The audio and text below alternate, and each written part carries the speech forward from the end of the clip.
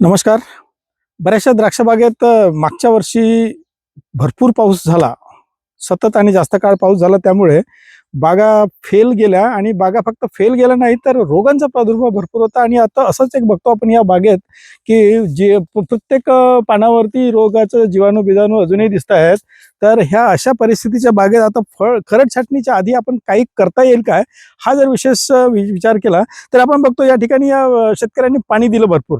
पाणी भरपूर दिलं, मोकळं पाणी दिल्यामुळे काय झालं, की आता आर्द्रता भरपूर झाली, वाढली आता आर्द्रता. यावेळेस आता आपण बोर्ड मिश्रणाच्या 1% जवळपास 10 दिवसाच्या अंतराने 2 किंवा इव्हन 3 फवारण्या जर दिल्या, त्यामध्ये आपण 1 ग्राम सल्फरचा वापर केला आणि आर्द्रता वाढल्यामुळे ट्रायकोडर्माच्या जवळपास 5 मिली किंवा 5 ग्राम प्रति लिटर पाणी याप्रमाणे आपण जर फवारण्या केल्या अशा 2-3 फवारण्या आणि ड्रेंचिंगच्या माध्यमातून सुद्धा आपण जर उपलब्धता केली ड्रिपच्या माध्यमातून 2.5 ते 3 लिटर पर एकरच्या हिशोबाने, तर मला वाटतं रोग नियंत्रण आधीच म्हणजे सोपं होईल. नाहीतर काय होईल की पुन्हा मे महिन्यात जून महिन्यात पाऊस सुरू झाला की आणखी हेच जीवन हेच इनोकुलम ऍक्टिव्ह होईल आणि पुन्हा त्रासदायक होईल. त्याकरता आताच काळजी घेतलेली कधीही चांगली असेल. धन्यवाद.